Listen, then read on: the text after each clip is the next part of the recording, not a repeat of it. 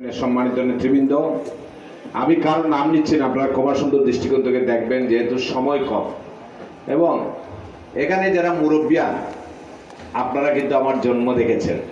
আমার জন্ম 1972, আমি 1971 মহান মুক্তিযুদ্ধ দেখিনি। আপনারা আমার বেড়ে ওঠা দেখেছেন।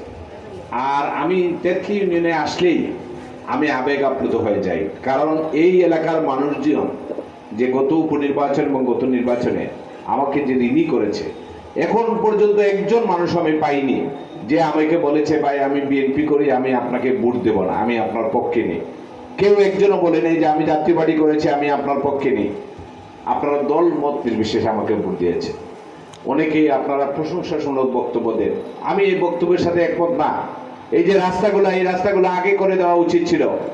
আমাদের নেতা সুনামগঞ্জ 1 আসনের 5 আসনের সংসদীয় মহিবুর রহমান মানিক ভাই এই প্লেগ্রাউন্ডে এখানে এসেছিলেন। আমাকে এসে বললেন যে তোমার এলাকার মানুষজন তোমাকে অত্যন্ত পছন্দ করে। উনি এই রাস্তাটি দেখে গিয়েছেন।